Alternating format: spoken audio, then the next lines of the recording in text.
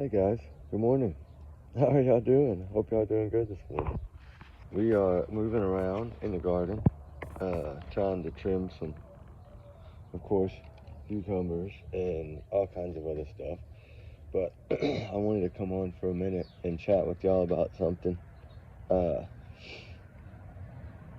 little bit about Jack and Lily Sullivan, because as y'all know, this thing has gotten way out of control. I don't know, from arrests being made to people saying they know what happened to and nothing panning out to trying to grab fame to trying to grab fortune, I guess. I don't know what's going on in this case, but it, as y'all can see, it is going crazy, isn't it? Absolutely crazy. But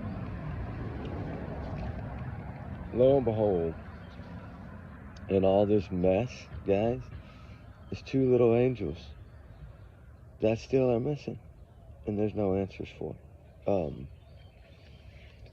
I think that's pretty sad and heartbreaking that so many people seem to, how do you put this,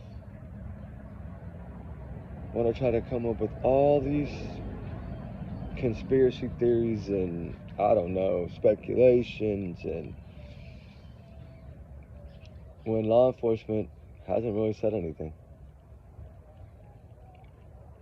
I mean, the importance of all this is exactly what they have said, not what people say they say and they don't say, what they actually say.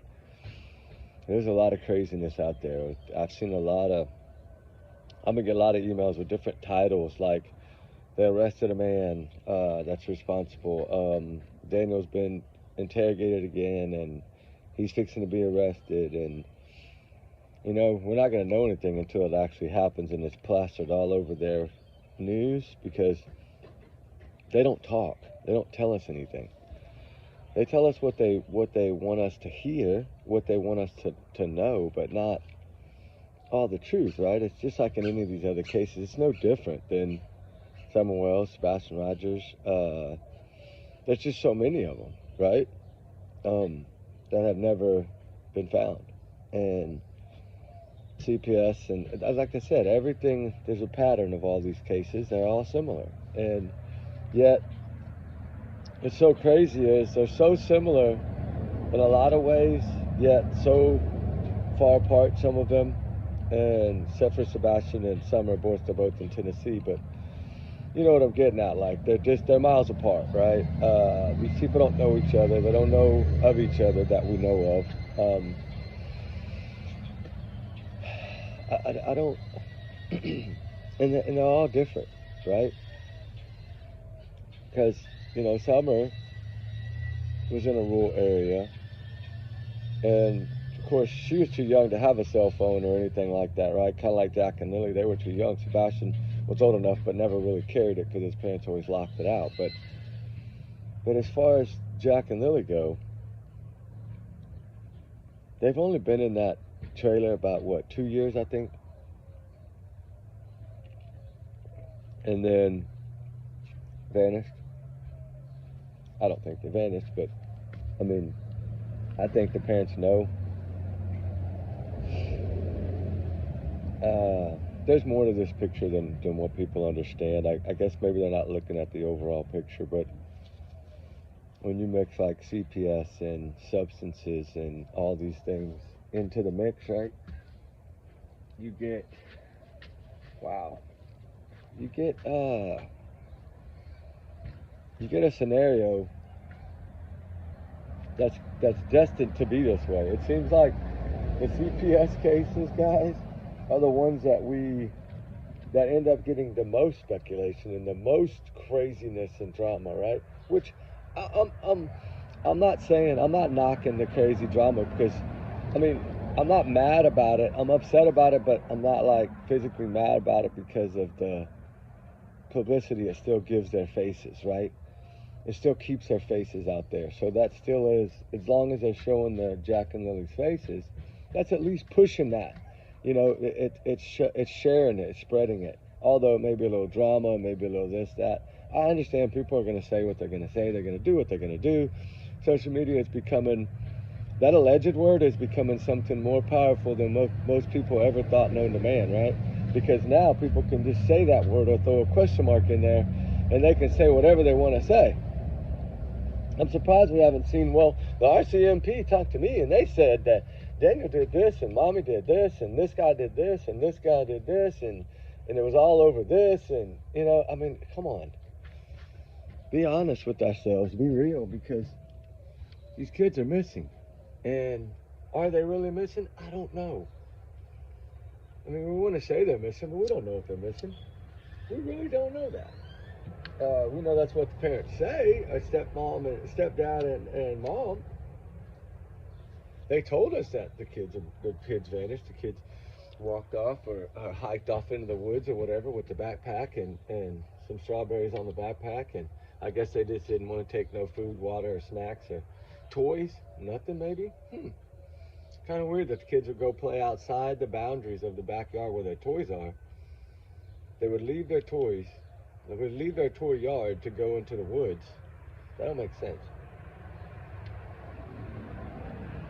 I mean, when all their toys are in their backyard, why would they leave the backyard? You know? Why would they go to a quarter-built little fort, right, with no roof? I don't know. I really don't know why they parents say what they say. I mean, the mom to me, I always said, I felt like she just is maybe a partial witness, but you know, it's in a difference of not exactly how it unfolded, right? Because of course Maddie Soto case is different, but this is kind of a Stephen Stearns Jen Soto. Like, people are seeing the stepdad as the guilty, or the boyfriend or partner as the guilty one, and the mom as the guilty one too, but law enforcement's kind of looking at the mom as the innocent one, right? You see where I'm getting at, right? That's kind of how, y'all get what I'm saying? I know it's a different case entirely, but I'm saying the comparison. I'm trying to find some case to some set of parents, or parents and a boyfriend, or parent and a boyfriend, or parent, you know, to try to understand. But you know, it's crazy, guys. Oh, it's what makes it hard to talk about this case, because there's so many things out there. I mean, common sense tells us what it's going to tell us, right? If you listen to your gut, it's probably going to be pretty close. Not always going to be right on, but probably pretty close in this thing, I think, because if you're to, I don't know, I just don't get it. I don't get why these family members, or somehow that are, you know, a distance cousin, or a distance, or a half brother, half sister, you know, step cousins, whatever, you know, different apart, but why they want to talk, but yet the mom doesn't want to talk, right? I mean, we know law enforcement supposedly, but I don't think law enforcement cares. She came out here and spoke and begged for her kids, right? There's a reason she's not doing that, and that's what I'm trying to figure out, because it's only really two ways that it can go. Either, yes, she is a 100% witness in this case, or she's guilty too, right? I mean, that's it to me, because why would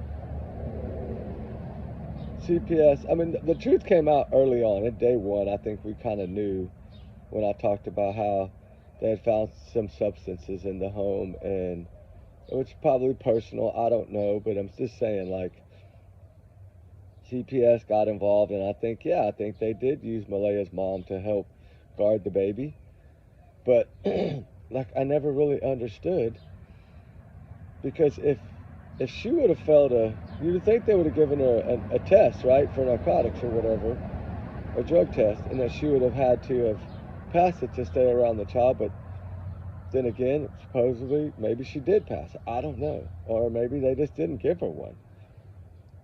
Maybe they just said, you can stay here with Meadow, with your mom. Or Maybe they just said, hey, you're a witness, you come, your mom's going to help you, whatever. I don't know.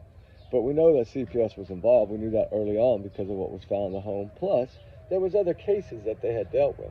This wasn't the first rodeo for CPS, right?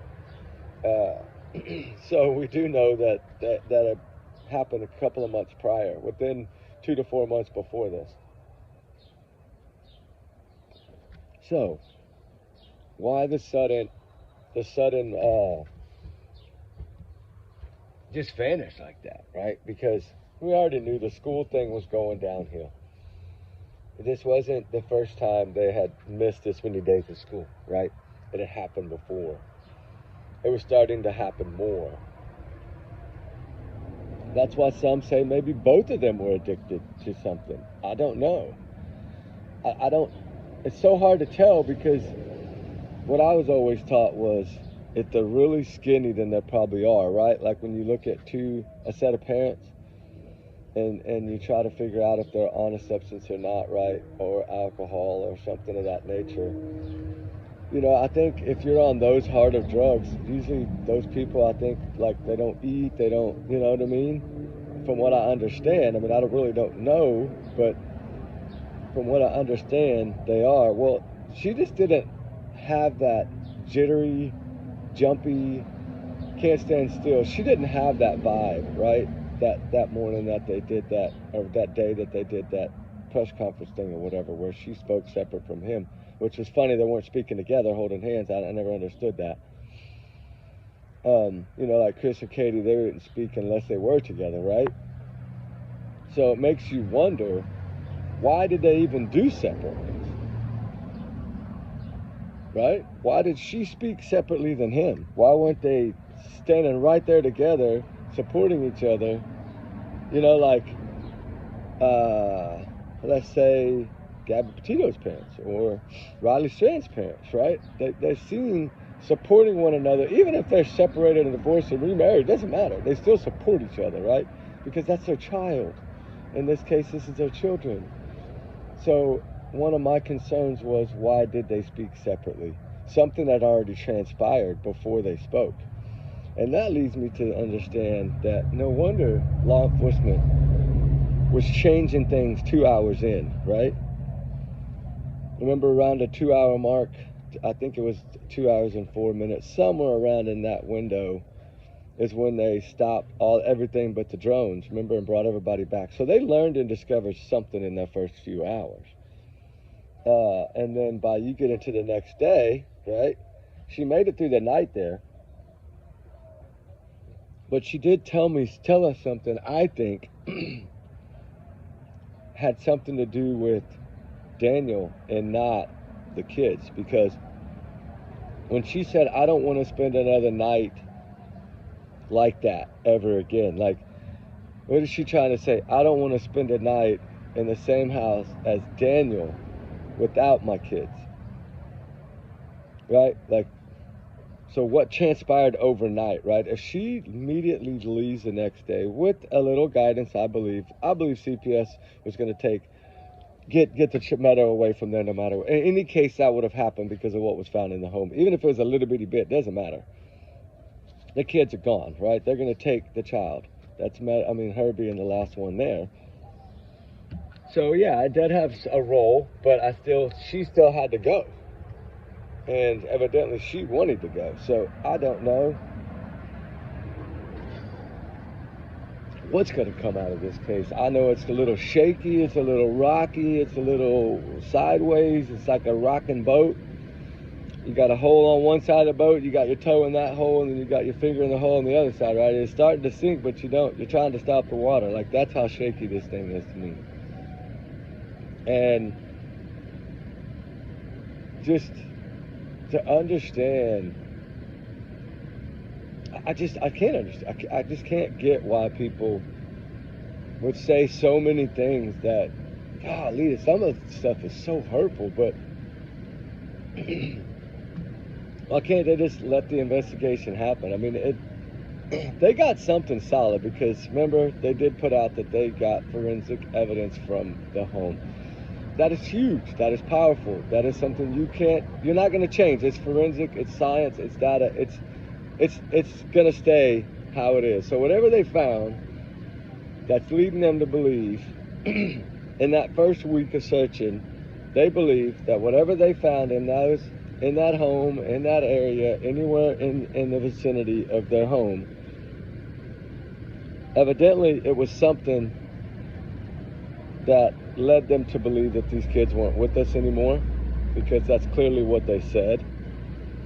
A lot of people say, yeah, because in the woods. No, I think they found something that led them that, but they didn't want to they're not going to come out and say that they don't believe the kids aren't in the woods at that early stage, because the investigation just started, right? So they're going to kind of let it play along with this a little bit. That's usually what law enforcement does. And they'll kind of go along with them to keep them talking and make them think they're okay while they're investigating behind the scenes. It's all about keeping them comfortable. And I know it's sad, but they want to keep the suspects comfortable. They want to keep them talking. The more they talk, the more they learn, right? So when you do that, you got to look at it that way. And I think some people took it differently. And I think that they've had something from early on. I really do. From what I've learned, the sources I've spoken to, yeah. And it's all going to lead, I believe, one direction. I think that 3 people will go down. I think there will be 3 arrested in this case. And I'm just going to say, in my opinion, right? This is allegedly my opinion. But I think Daniel, his mom, his brother, I think those 3 somehow are intertwined in all this. And I don't know I'm still 50-50 on mom. I'll be honest with y'all, right? Just like Sebastian Rogers' case. I was 50-50 for a while in the beginning. And then I started seeing different things and learning different things. But right now I'm 50-50 on her. Malaya is either, to me, she's really good at hiding as a mother. That, I mean, for any possibility of these kids to have been taken by somebody she knows and protected by somebody she knows, yeah, that would mean a little bit more of calmness, right? Because she would know where the kids are. She would be trying to act and couldn't, right? And I don't think we saw that. She looked kind of like a ghost standing up there, just saying something that was told to her to say, right? I think that Daniel told her what to say. I think she was scared of this man. I really do. And I think whatever transpired that night before they called 911, I think the conversation he had with her was probably to say what she said. It looked scripted. I don't care. That looked more rehearsed than any of these other parents, right? To me. Other than, what's her name? The one that got away with it. Kaylee, remember Kaylee Anthony case? Yeah, that mom, you couldn't read her really at first, remember? And then we did, of course. But yeah, it kind of was a wishy-washy like that to me. Do I think Malaya knows that these kids aren't coming home? Yeah. I think she realized, I think she might know what happened. And I'm not saying that it was on purpose. I think it was still an accident, either on the four-wheeler or they got into something within that home that they shouldn't have got into. And that led to them, passing away. That's my thoughts on it. I know mine don't matter, but I'm just saying that's my thoughts on it. And some people think, it's mom. Some people think it's him. I think now he lost that hype, that fakeness that he was trying to do, because everybody was like, well, he's the one saying he'll take a lie detector. I don't care. All guilty say that. Let me take it. They know it don't hold up in the court of law. So he has nothing to lose by taking it. If he's going to continue to lie, they can't prove nothing about the lie. They can't. That lie detector test will never prove to them 100% anything. It's just going to show that if he lied or if he doesn't. That's all it's going to say is, will he lie to us here? Then what else will he lie about, right? And that to me, that's something to me that. Hey, I'm gonna bring the phone down. I'm gonna bring the phone down here. Let me sit my cat down. Because we were in the garden working, and I don't want to sit my drink down too long because the fly. Sorry guys, I didn't mean to make y'all rock around like that. But I did have this camera sitting up in the sun. That's not really a good place for it. But you know, guys, like I said, I feel bad for Jack and Lily Sullivan. I do. I think that the only one that's really showing the emotional side is actually the biological grandmother on the dad's side. The biological dad's side. I think Cody's his name. I think that she has showed more emotion, raw emotion. You know, those tears are real. You know, she's telling the story 1 minute and bawling the next. Like, her feelings are real. The lady with the cameras down the road, her feelings are real, right? You see how part of this community, you know, the ones that are bus driver, you can see he's for real, right? He means well. He wants these kids found. That little tight-knit community came together really good. Even under the circumstances of mom running off, Daniel saying things he probably never should have said in the eye of the public. But they did. They band together. But then they started seeing these things that we see, right? Sorry, the sun's coming through the trees and it is really making bad lighting. But they started seeing what we see. And things started not adding up to them as well. And so they became closer together. And a thing that bothered me is, the reason I said Sebastian Rogers' case compared to this case in a lot of ways is because the way Katie acted. They didn't go to visuals, remember?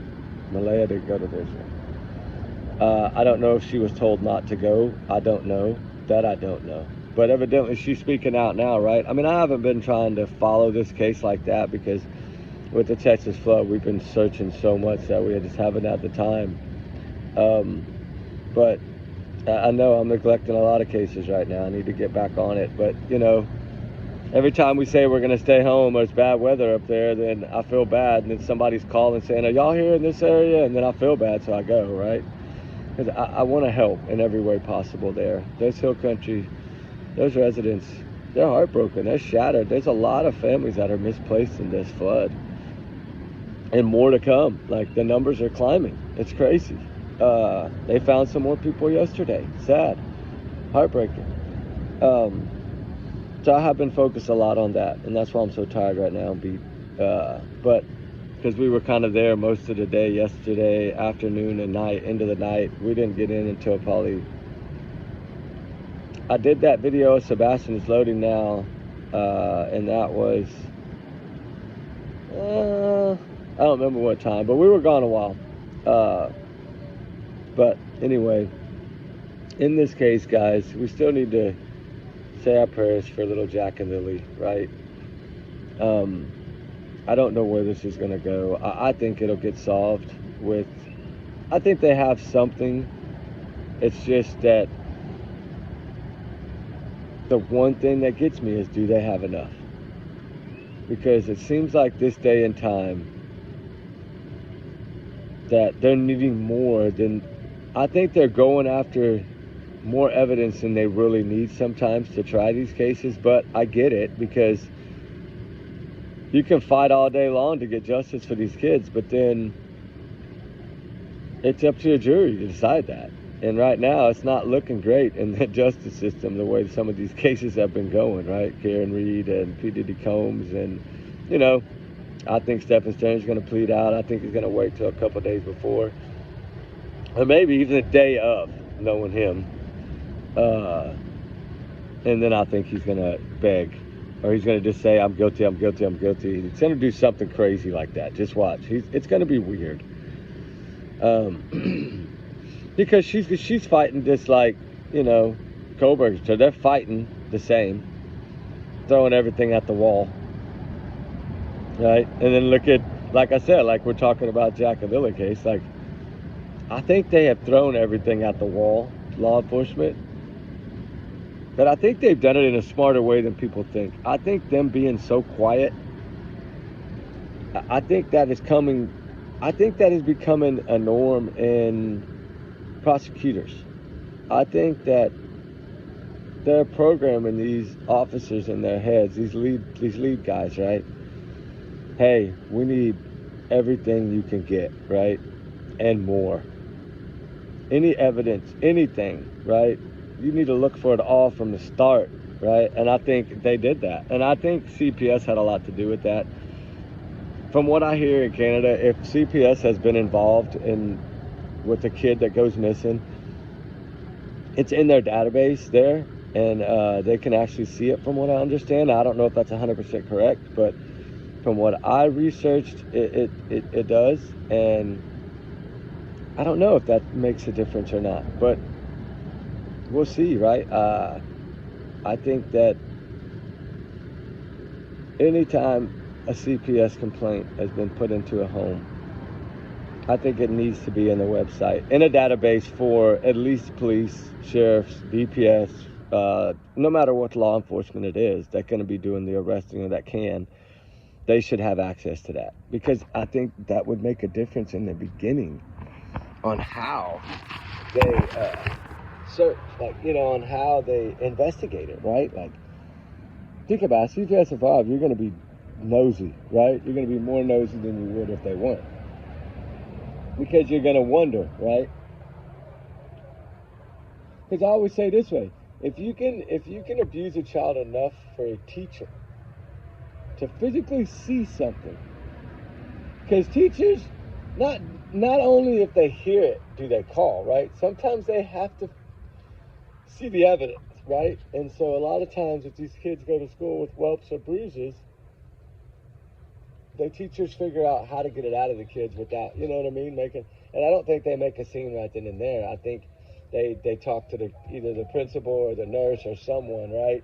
And they kind of get together and decide, hey, should we call or not? But when you can do that to a child, and just say that Jack and Lily are autistic, like mommy says, or have some form of autism, because evidently they really don't talk at all.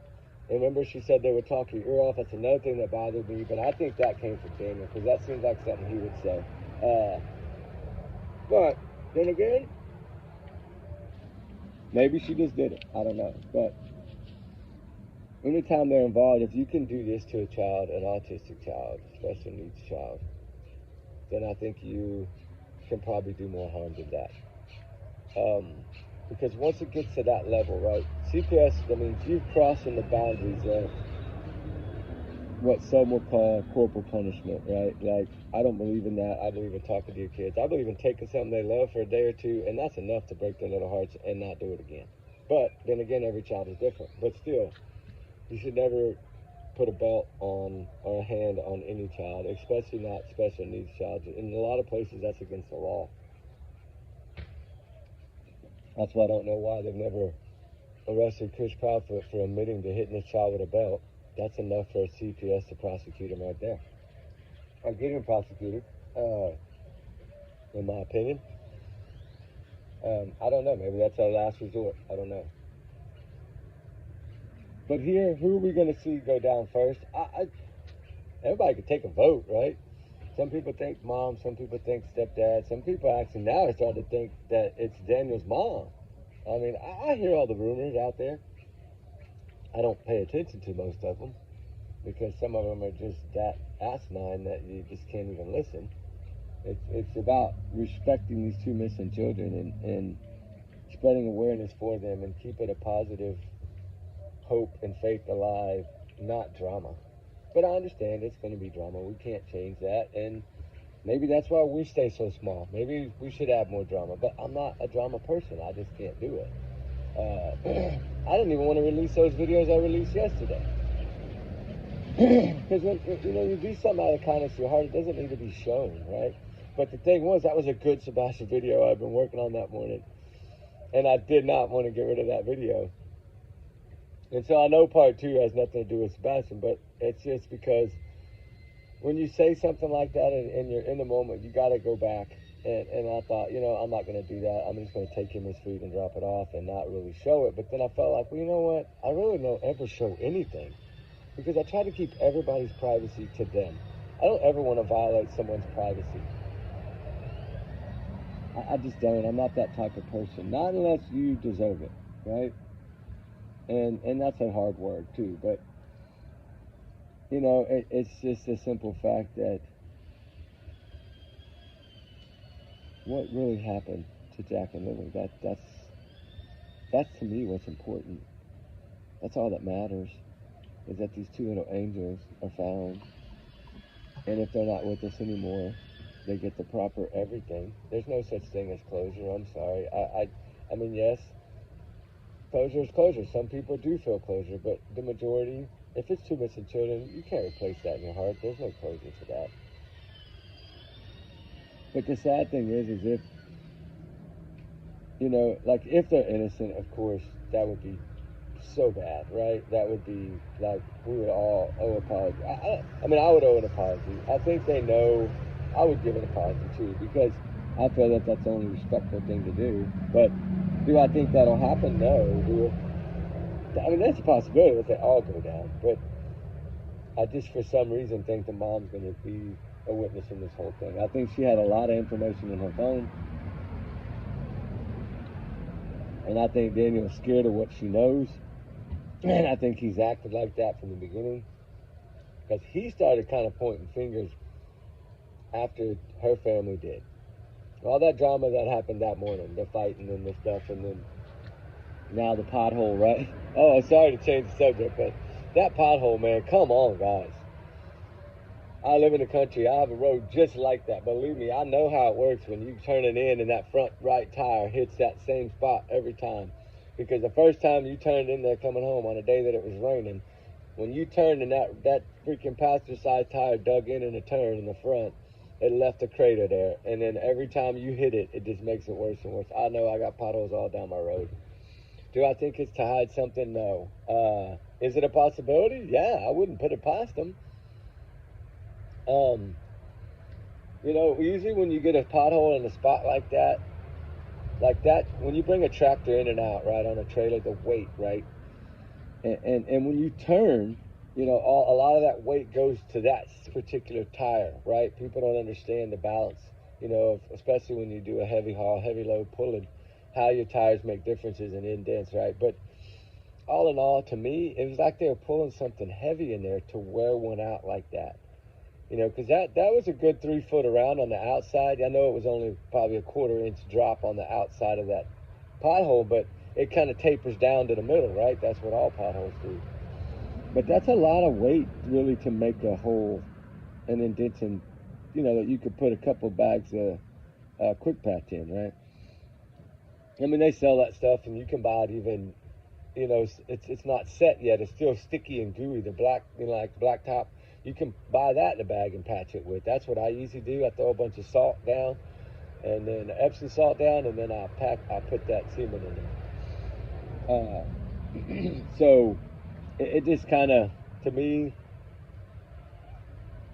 that stuff, that pothole, I don't know if it has anything to do with it. I really don't. That's an area where they stood, and if I had to bet my dollar on it, why she patched that pothole? Is because every time it would probably be standing water and the kids would go out there to school, they would probably jump in that puddle. Some kids just jump in little mud puddles and splash it everywhere. And it's a possibility that they were doing that and getting muddy, and that, you don't want to go to school muddy and wet cold, right? And that could be a possibility. That would be my guess, because I remember as a kid at the bus stop, I grew up on a farm, so I was out in the boonies. We rode a bus like 30 minutes to school every day. It was a long drive, but we would always do stupid stuff like that as kids, right? We would throw rocks in those potholes and splash people around we were just being kids, little kids, right? We played, we made mud cakes, we made mud patties, I think they called them, mud pancakes, whatever. We used to lay them out on the, kids are going to play in the mud, right?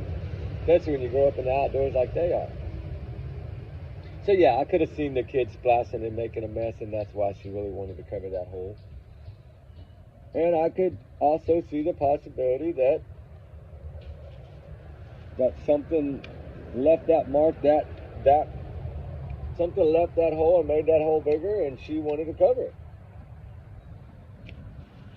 I don't think it was for something to happen to the kids. I don't think you need to go dig up that little bitty of a pothole, because that pothole would have to be underneath really, really big, and you can tell that hole doesn't go very deep because the sidewalls around it aren't tapered that deep, right? If it was really deep, you would have a way wider ring around the pothole where it would taper down. And I mean, it's just a small little pothole, probably not deeper than probably 5 or 6 inches, honestly, of what I saw. I mean, I know some people had asked me about the pothole, that's why I was bringing it up, but I don't think it has anything to do with, I mean, there's always a slight chance that it does, but I think that's more or less to keep the kids out of the mud hole.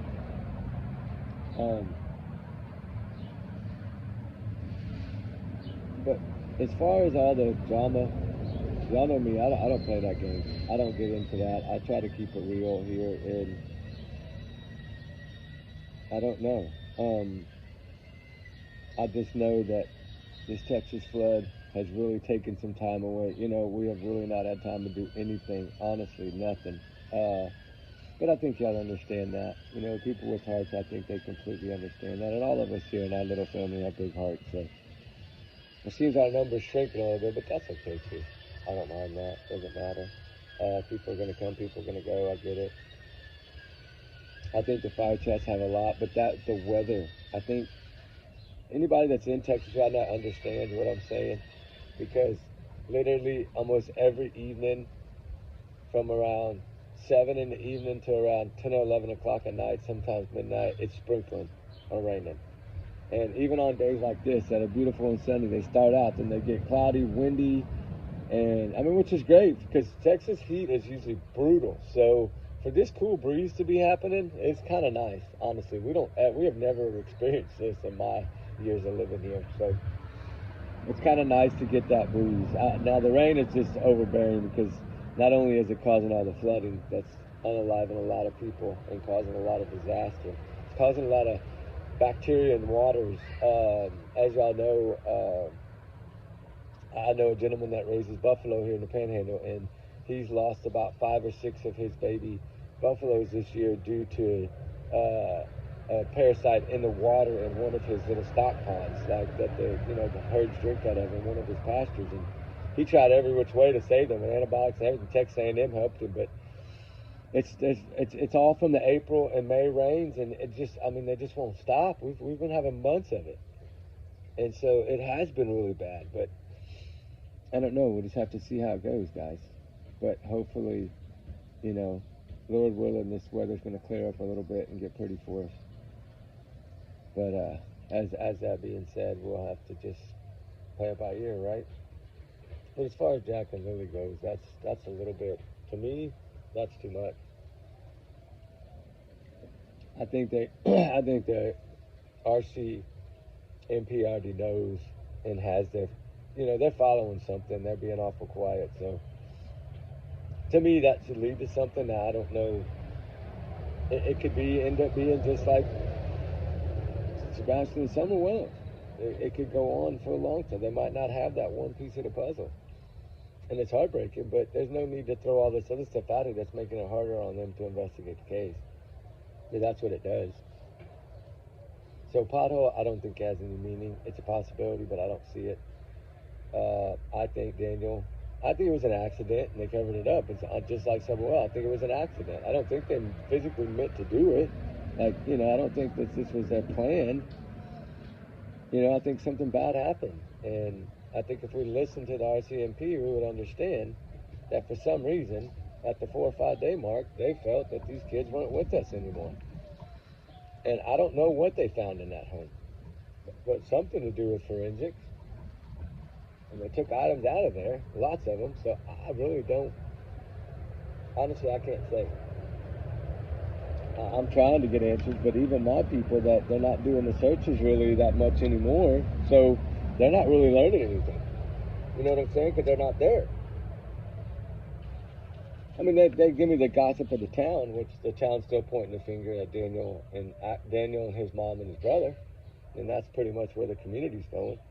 And they think that the mom may have played some part of a role in here, like at least knowing of it and kind of went along with the cover up. But it's either that or she, I don't know.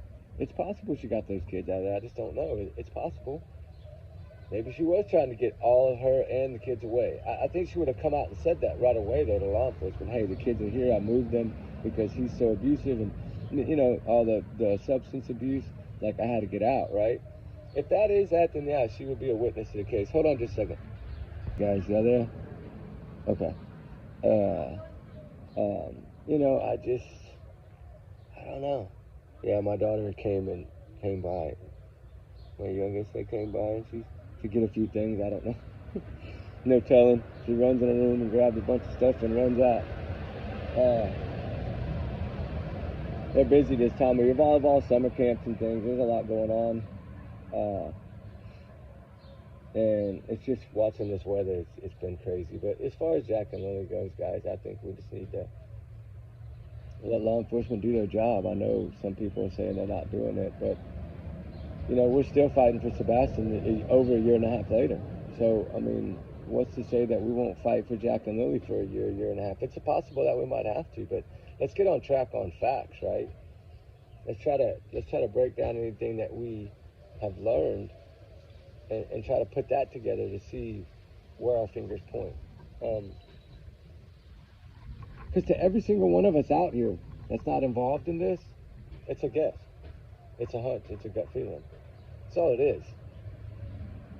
And a lot of times our guts are usually right in these cases. It just sometimes takes a while for them to get solved. And that's sad and heartbreaking.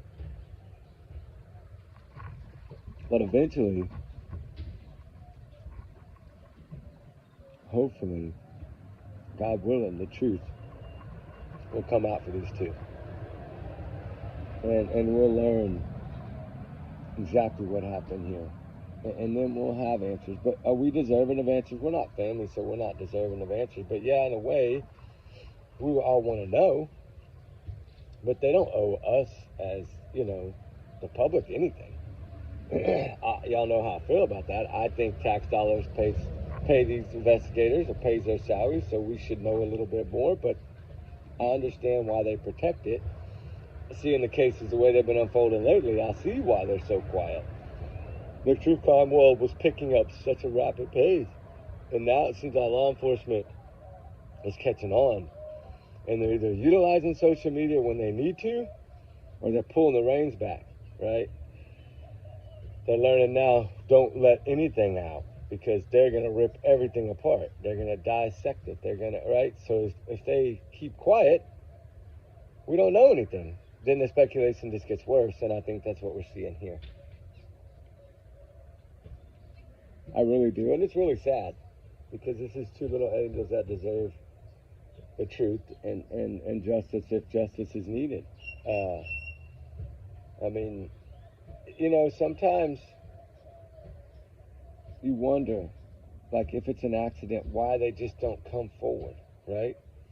And then, you know, talking to different people through my years, I've learned that usually the ones that hide it, there's a reason for it. Either there's a bad trail of child neglect, like CPS or something of that nature, or there's a substance abuse problem that's been going on, or there's a physical or mental abuse problem that's been going on.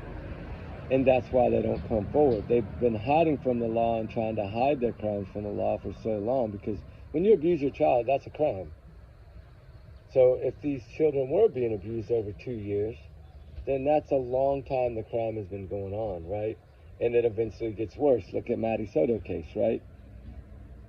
And it usually doesn't end well.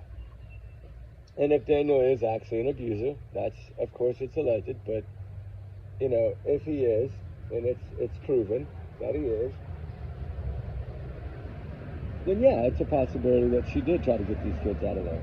But then with that, the next powerful thing is she would not be able to, I don't think, outdo law enforcement if the children were out there. Because I think by now that they've talked to everybody in that small little community and beyond, I think they would have discovered these kids somewhere by now. with the amount of money, $150,000 reward, nobody has come forward, that means nobody knows anything. That means that it is within that trailer home.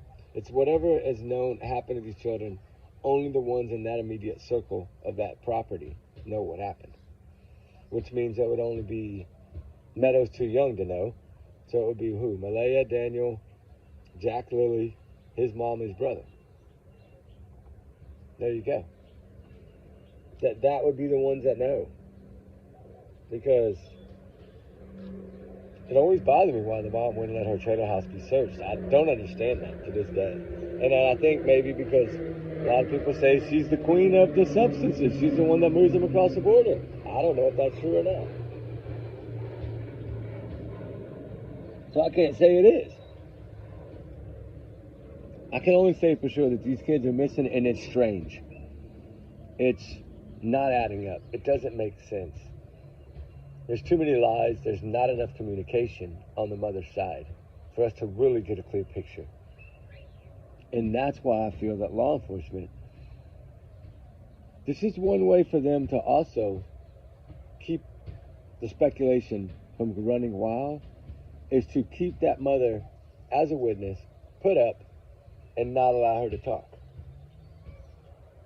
And I think she's wanting to talk, but she's utilizing her family members to do that because she physically can't talk, right?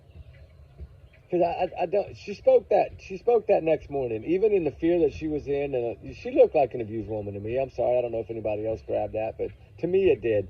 Because if you see her in the other pictures with the blonde hair and the nails and the lipstick and the hair done and all the makeup on and nice clothes on, when you see that image, and then in less than a year you see the image we saw of her that morning, it looked like he was an extra jealous, overprotective, did not let her leave the house type of husband, if a partner, whatever you want to call him.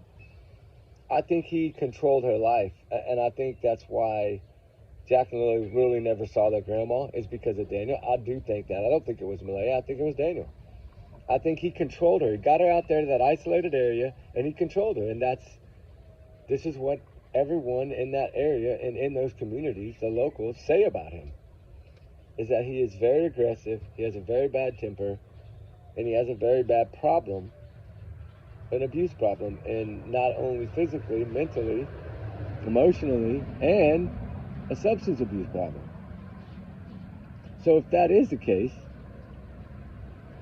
then yeah, y'all see what I'm getting at with that, right? It would show that Malaya looked like she had been abused and controlled. And I mean, how was she on that afternoon out, right, with the kids? That's what I want to see. What was the mother's face expressions in that clip when they're all seen as a family?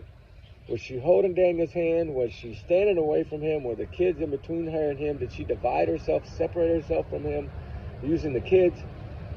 I don't know.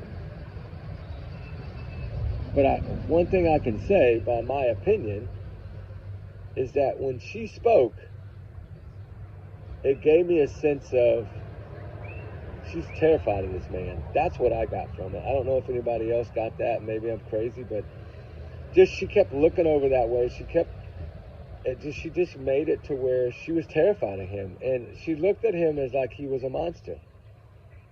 And then to think that she had to stay the night in that house the night before that, she let us know that that was trauma. She let us know that she never ever wanted to have to do that again. And sure enough, she did it, right? Because she left that day, right after speaking. And what does that tell us? She told us before she even left that she was terrified and that she did not want to be there. So I try to write all those little things down and go back and circle them and say, okay, she's telling us one thing, but it's really looking like something totally different. And she painted that picture in that speech to me. And I don't think that speech was about Jack and Lily at all. I think that was about her fear and her nightmare. I think at that point, either one, she wasn't worried about Jack and Lily anymore because she knew they were safe if she's the one that did it, that hid them, which I think that's only 20%. But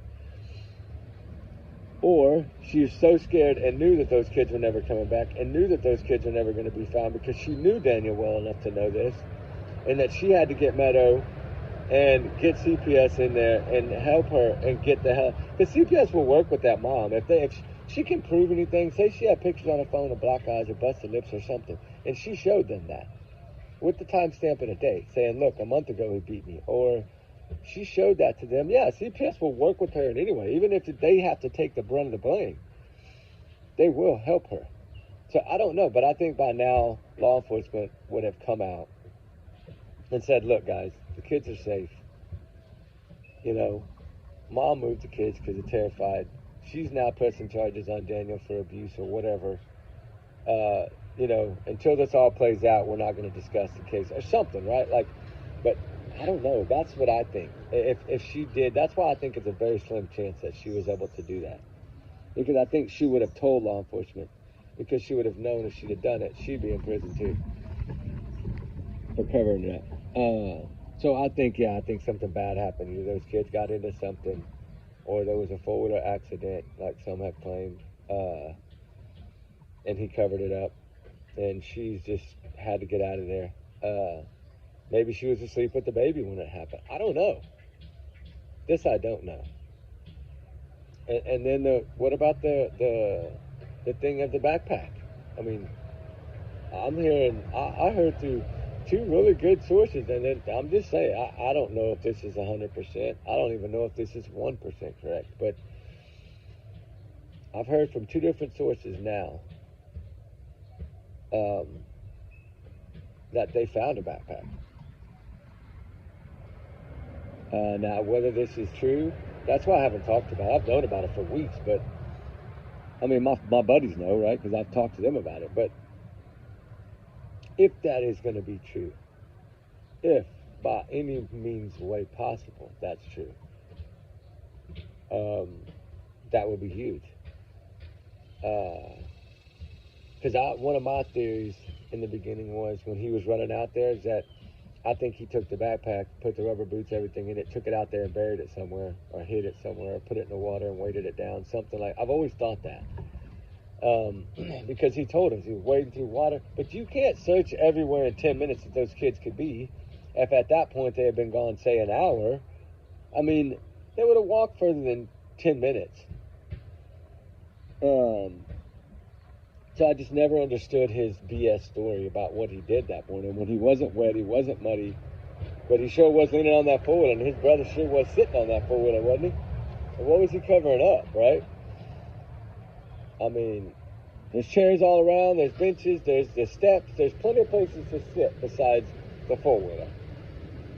So that kind of struck me as odd in the beginning, that it seemed like they were sitting on that four-wheeler and hovering around that four-wheeler, Daniel and his brother. His brother was kind of all laid back up on top of it, like he was covering the whole four-wheeler up. So I did wonder about that. But the craziest thing is here, it's a speculation. It is. But you know what? If it keeps the case alive, sometimes you just have to let it flow, right? Because it is keeping it in the spotlight. Yeah, maybe in the drama category, but there's still a lot of people covering it in the way of what we have learned from, law enforcement, which is really technically the only way we can cover it, to be honest. But of course we're going to have our thoughts, our theories, our opinions, our speculation, our free speech. We're going to have that. We're human. But only voice out loud what you either, one, have learned that it's a really good possibility that is true, or you know for a fact that that's a fact. Yeah, it's cool to talk about your guesses, right? Like we do. We talk about what we think. Some people think it's a mom. Some people think it's Daniel. Some people think it's grandma. Some people think it's his brother. Some people think it's a bio dad and that grandma, right? Some people think it's Malea's mom. I don't know. People think it's everybody. Until law enforcement tells us who they have zoomed in on, which I think they did. I showed the pictures of that little thing where it showed, I think Daniel. Of course, they're always going to be the first looked at, right? mom and dad, or mom and stepdad, or mom and boyfriend, or dad and girlfriend, or whatever it may be, they're going to be looked at first. Where those children live is where they're going to be looked at. And who's going to be looked at? And they're not cleared. Nobody's cleared. They haven't come out and said they're cleared anyone. They're not telling us anyone passed a lie detector test, which, from what I understand, they didn't pass. Now, I don't know if that's correct either, but there's so much out there that's kind of hard, right? But I did learn that, he had taken one test from some other company, I think, first, and then they wouldn't take that one. Then the RCMP or whatever made all those people take them because they were zooming in on that many people. And I think those people had ties to that home around that day or night when those kids, because these are not going to bring anybody in unless they were there, right? Or unless it's family that can give them some information, on how the kids were treated, how they lived. But I think teachers explain that enough, right? We know they communicated with the school, the teachers, everyone. The teachers know a lot because they see these children every day. They see what they wear, if they've had a shower, do they smell, are they clean, are their clothes clean, do they have good food? Like, teachers notice all of that. And, because I've always said teachers are underpaid, my gosh. But they're not only teachers and teach and educate, they also nurture and care for these children. Like, some of the teachers now are a little, if you're Christina Famella, then no, or, some of these other ones, then no.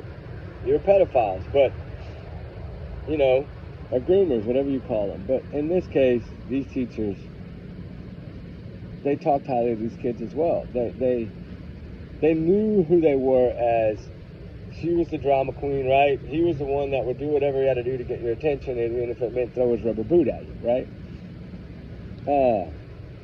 I still want to know why these kids didn't have tennis shoes. Why they seem to wear rubber boots everywhere. But yet, well, maybe that's because Daniel only worked one day a week. You can't take care of a family on a one-day-a-week salary. Money coming from somewhere, guys. And evidently, it's not like they're poor either. So I don't know. Too many cars around that lot that weren't there 4 years ago on satellite images. Too much stuff there. You gotta buy all this stuff. It costs money. One day a week, you ain't gonna buy even a used four-wheeler. You ain't gonna buy no four-wheeler like that on a one-day-a-week salary. Maybe 2 years of your salary on a one day a week. Four-wheelers aren't cheap anymore. 10, 15,000, 20,000. They're expensive. They're not cheap. Maybe over there they are, I don't know, but I think they'd be higher over there, harder to get. But, something that four-wheeler's bugged me from the get-go. Being right there. Right when you walk out that door, that four-wheeler's right there. It's like, that always bugs me. Because those things go in places, they can go far, right? Farther than what the area that was searched. But they did search an awful lot, guys. If those kids would have been in those woods, like lost in those woods, which means they would have been laying on top of the ground, they would have been found. Now, if they're hidden in those woods, that's different. And it's like the boot print. I don't think, from what I was told, that boot print to me looked way too big to even be a kid's boot to begin with. But then again, there's a lot of workers, a lot of people hike, a lot of hunters, a lot of people like that travel that pipeline too. So, plus all your inspectors that have to inspect it. There's people that walk that pipeline a lot. More than you probably guess. At least in Texas, they ride those dang things and walk those things all the time, checking them. Heaven forbid that pipeline get a leak, right? That stuff that'll kill everything around, right? It can cause a bad problem. So yeah, I never thought that had anything to do with it. I still think, from what I was told in the beginning, was that evidently something that was at 26 miles And then we learned that one of the searches was around 26 miles. So that was said on day 2 to me. I don't know anything about the 26 miles, to be honest, other than one of the targeted areas that was heavily targeted was evidently 26 miles. Now, was that somewhere that Daniel hunted or fit? I don't know that. But something led them there. Was it a GPS signal from a phone? Was it a vehicle? Right? Because these vehicle datas now, man, they'll tell the story. Just like I think the prophets in Sebastian Rogers' case, I think Chris's truck tells the story, in my opinion. And I think it'll be a huge outcome in that thing. But in this case, evidently the times of the vehicle too didn't match up maybe. From when he said he was looking that morning, evidently the timing wasn't right. And that also threw law enforcement off because the times didn't make sense to them. And that's why in the beginning, I think the timeline was just so out of place. It was because there was so many things happening in the first 24 hours. And then they were getting warrants for cell phones and things of this nature, right? So they still had to wait on that data. So it was more or less, I think the first 5 or 6 days was waiting on some of that to come back. And then once they got it, I think once the cell phone data came back, that's when they came on and gave their press conference. That's when they scaled back the search. That's when they said they didn't believe these children were with us anymore. That's when all that came out. That had given them time to do the forensics, find what they found in that home. Then whatever the cell phone data and vehicle data told them, a rough draft of it, because it's usually just a rough draft that early on, gives them an idea where they were searching. And everything started changing after that. That's why I think that's when all that data, at least some of that data came back. And we'll see how it goes. I did hear a rumor mill yet last night also that there might be a new search for Sebastian Rogers coming up. I don't know if that's true, but that would be huge. We would definitely go to that. I wish we could travel as far as Jack and Lily. I really do. I would love to go search that area with Ruby and see. But then again, would they invite us? Probably not. At this point, you'd have to be invited there. I mean, pretty much, to search their backyard and stuff in that little area. I don't know. I don't know what's going to come of this, guys. We'll have to see. But we're at an hour. Oh, my goodness. All right, guys, we got to get moving because we got another video that I'm fixing to put. I'm almost done, actually. I was waiting on the computer to print some things out, but we're gonna do a thing on the Kohlberger case. I got some stuff I want to talk about. So we'll see y'all soon. Keep your prayers for Jack and Lily, guys, and let's try to focus on what we know and what we can actually learn, and see if we can't put our heads together and figure a little something out in this case. Maybe something that'll shed new light, right? If y'all find something, let me know, please, and I'll send it in if y'all don't want to send it in. We've sent in a few things, a few little things we did on some 3D imaging, satellite images, some little target. We put some bullseye areas. We searched. We did a lot of research behind closed doors. That's the thing people don't see. But we studied maps for quite a bit before we decided these places. So I don't know if they're going to search them or not, but we sent it in. Sent it also into the search team, K9 team. We'll see if they can get permission, maybe. I don't know. But anyway, with that said, remember, guys, trigger warning is always allegedly. These are my opinions, thoughts, theories, speculation, free speech. I'm entitled to it. Educational purposes. And everyone is innocent until proven guilty in the court of law, guys. I hope y'all have a wonderful, blessed day. We love all y'all guys. We miss all y'all guys. Y'all be safe. The videos will pick up, I think, today. We're going to try, our goal today is 4. We're going to try to get back into at least 2 to 3 a day, if not more, now that things are kind of coming to an end in the search for us, because we have exhausted every resource we have available. We have to kind of recoup. I need to get a little work, make a little more money. We keep going. So with that said, y'all be safe, y'all be good. We love y'all guys. Like I said, y'all's comments, y'all's alone, not to reflect the channel. We do our research together because we're our bigger heart, little family. Trigger warning, this time's 100 million. And like I said, Keep them in your thoughts and prayers. Light a little candle. Set a little extra table for Jack and Lily, a plate at the table, right? Let's just keep their face out there. Keep positive. Keep going. All right, guys. We love y'all. Y'all be safe. We'll talk soon. Bye.